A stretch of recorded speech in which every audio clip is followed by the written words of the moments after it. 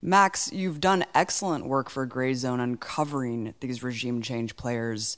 Shortly before student protesters came to meet with neocons in Washington, you discussed that a publication funded by the National Endowment for Democracy asserted that organizations backed by NED have spent years and millions of dollars, quote, laying the groundwork for insurrection in Nicaragua. Talk more about these DC meetings and the NED's roles in meddling in other countries' democratic processes, specifically Nicaragua. This is central to understanding what's happening in Nicaragua, in Venezuela. I think you can understand how Syria was presented to the Western public in this way. They're turning their barrels on China with this narrative of Uyghur re-education camps that we're seeing increasingly, which remains totally unproven.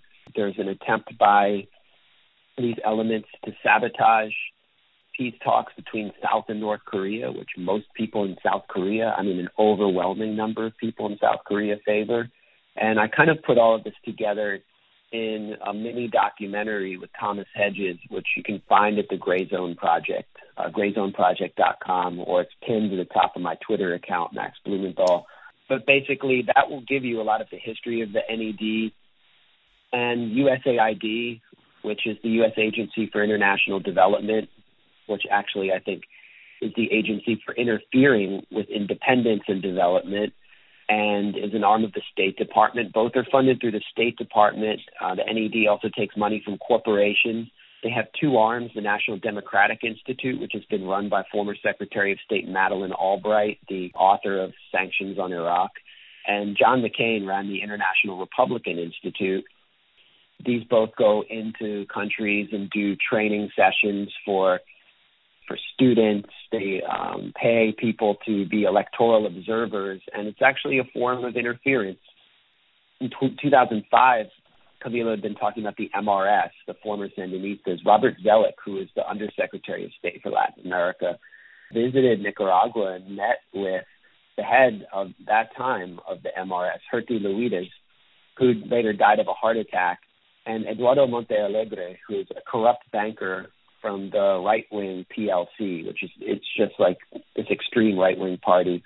And he basically committed to funding both of their election campaigns against Ortega in 2006 through the International Republican Institute. And this included thousands of electoral observers. And that meant that, just imagine, in a U.S. election, Russia had paid thousands of electoral observers to carry out exit polls, which were then received by international media as the official exit polls. And exit polling can be used to manipulate elections by convincing people, there's no point in coming out to vote, your candidate lost. It's really shocking that Ortega managed to actually win that election with the amount of U.S. interference. Luides was replaced by Edmundo Jarquin, who is the son-in-law of the former right-wing president, Violeta Chamorro. So all of these people are mixed up together, even though they pretend to be the true Sandinistas with the right wing. And they wound up getting a very small percentage of the vote. I think they got one member of parliament. Basically, they did horribly. But the whole point, and the money kept coming in because the whole point was to divide the Sandinistas and to create this narrative that Ortega is a dictator. Meanwhile, the National Endowment for Democracy pumping millions into opposition media like Confidencial, which is one of the first stops that any Western journalist will make because it's kind of the highbrow publication in Managua, as I mentioned, funded by the NED and the Open Society Institute. They've been funding these so-called human rights groups like IEEPP, which is led by Felix Maradiaga, who is a central leader of the coup. He was filmed actually with armed gunmen plotting insurrection, and he has received hundreds of thousands of dollars a year through the NED. He's now in the U.S. He actually recently was received at the Aspen Institute, which is this kind of TED Talk elite organization in Aspen, Colorado, where he's a fellow. And he was on stage with New York Times neocon columnist David Brooks for a seminar on moral leadership, this coup leader who mixed in with violent criminal elements. It becomes a parody at a certain point if you actually know the history of these people.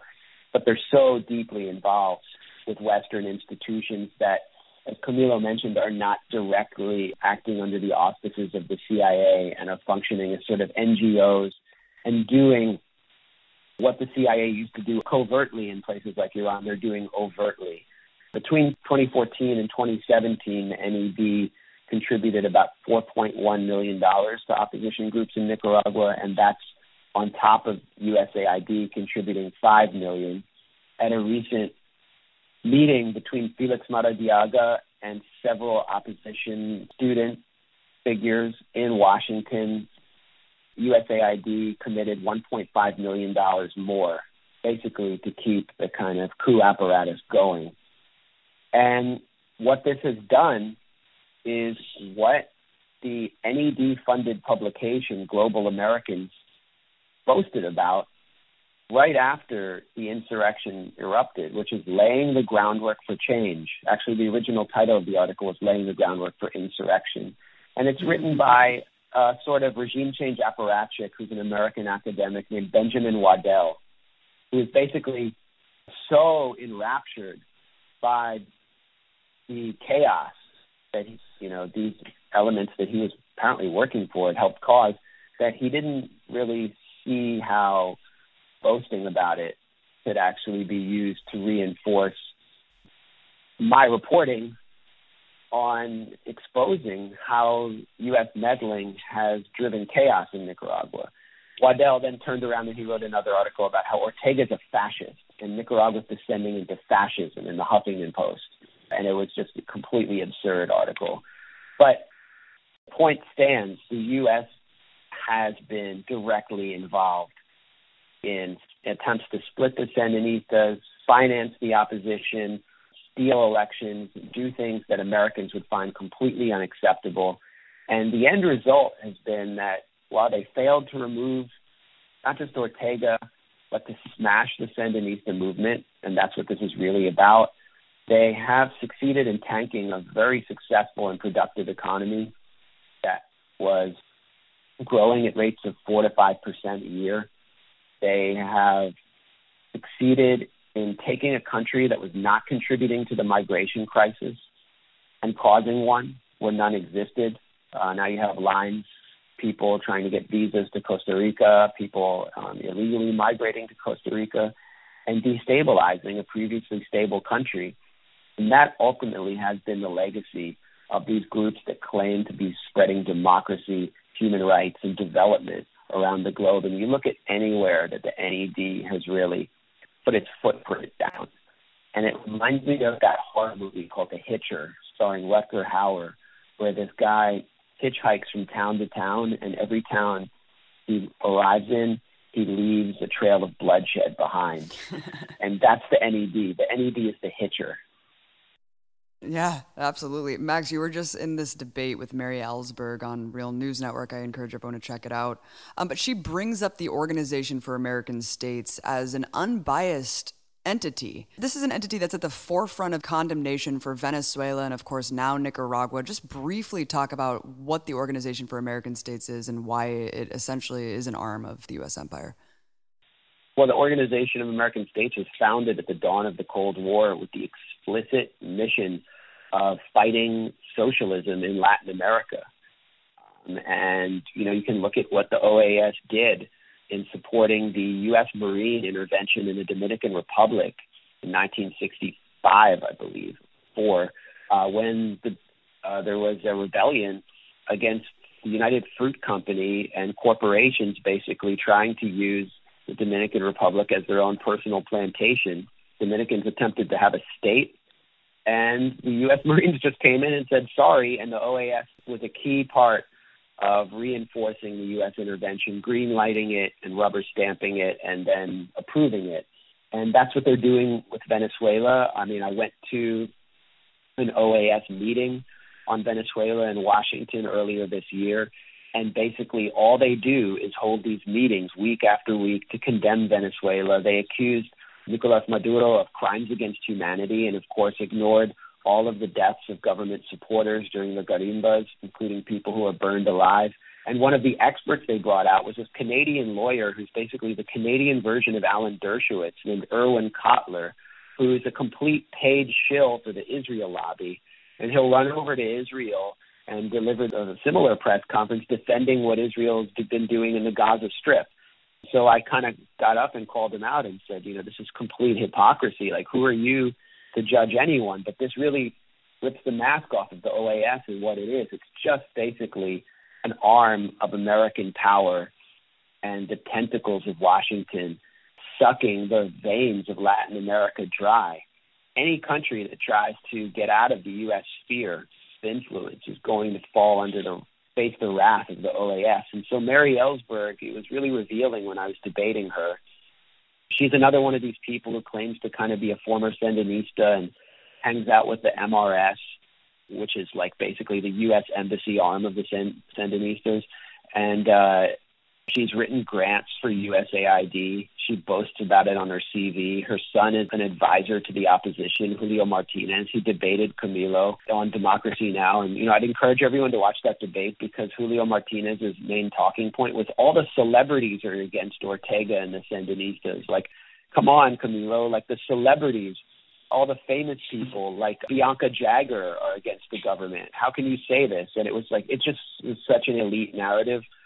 Mary Ellsberg kept citing the report issued by the IACHR report, the Inter-American Commission on Human Rights report, which was issued by the OAS on Nicaragua, which, again, whitewashes the deaths and abuses that Sandinistas suffered and inflates those suffered by the opposition and declares essentially that the coup was, in fact, civil protest that was cracked down on by a vicious dictator, which stands at total odds with what I witnessed. And this group, IACHR, this arm of the OAS, relied on human rights groups, if you can even call them human rights groups, that were part and parcel of the opposition in Nicaragua. They didn't go down and do any fieldwork of their own. They relied on these other groups as proxies. One of them was ANPDH, which is run by elements that participated directly in some of the activities I described in Messiah, where they would actually send their personnel to police stations that were under attack during the day and beseech the police to lay down their arms and give up, which is just part of the kind of color revolution strategy.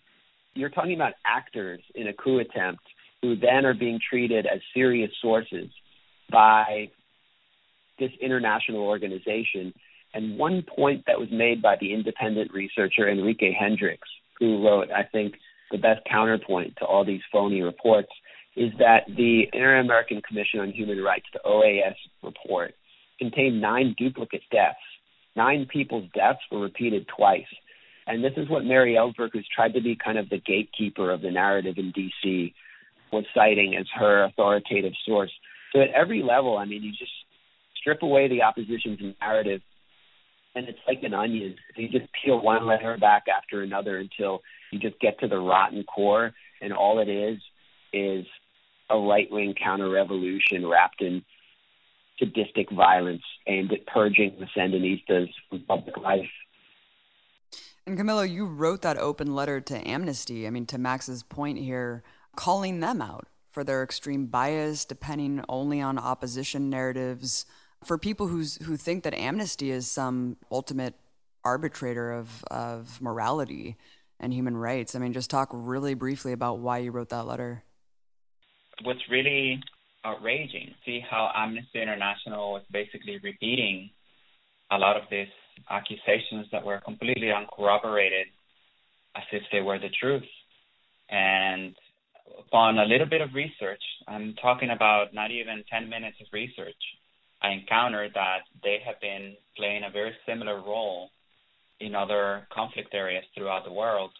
And even one of their own field researchers has basically admitted to using manipulated information to create this image of dictatorship or genocide or whatever the case may be.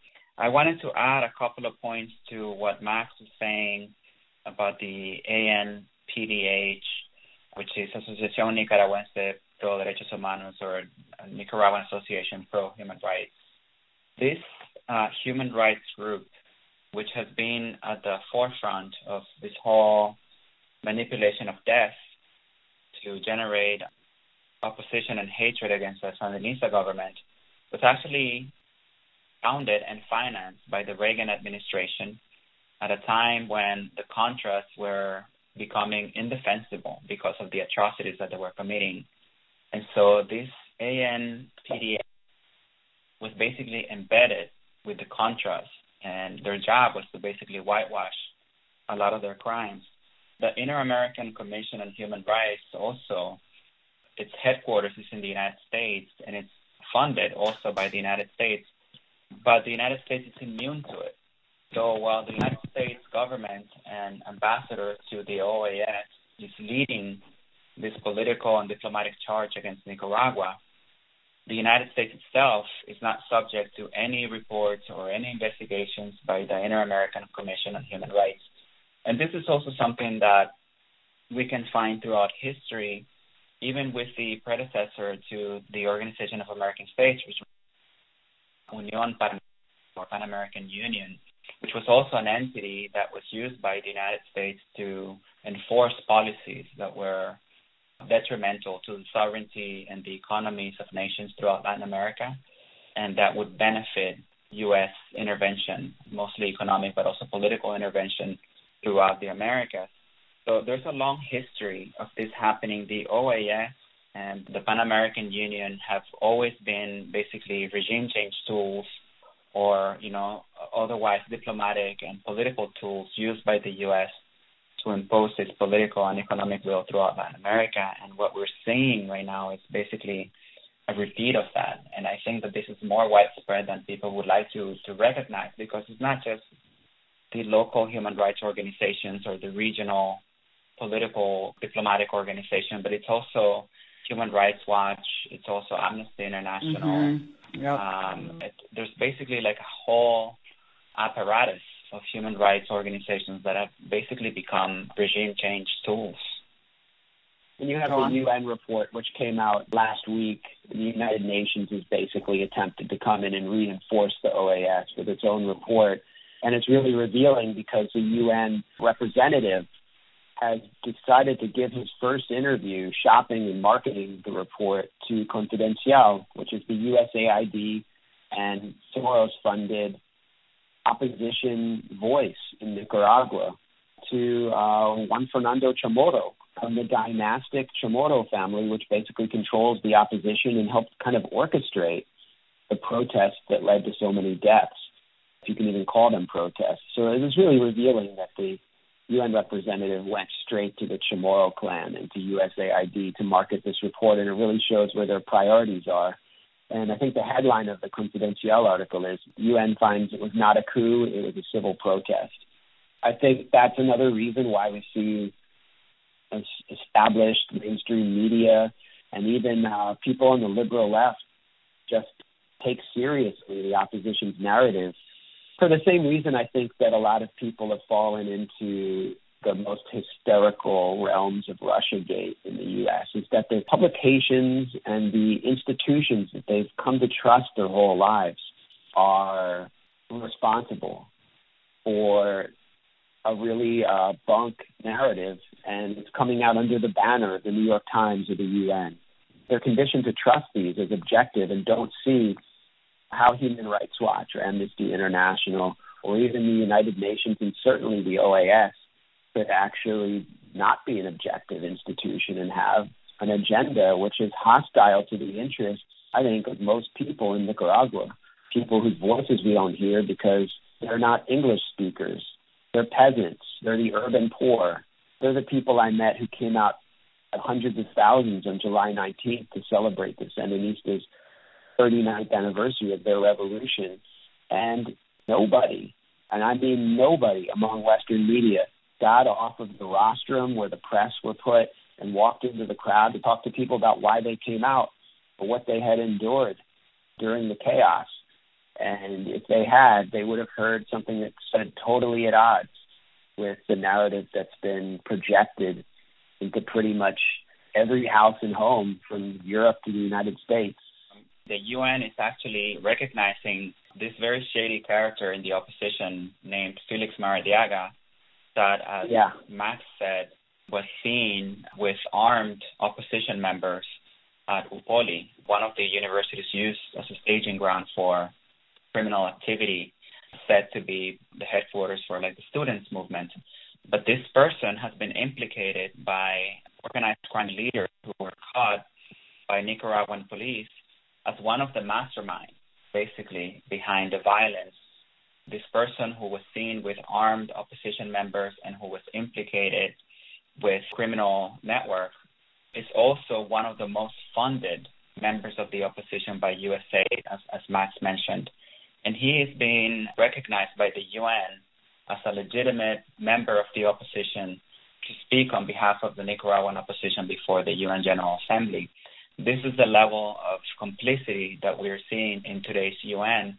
In addition to that, their report, when you read the report and you read the segments where it talks about torture and disappearances and police brutality and things like that, you'll notice that they're always saying things like, according to accounts by people who were tortured, according to testimonies that we received, or we heard from so-and-so that this is the case.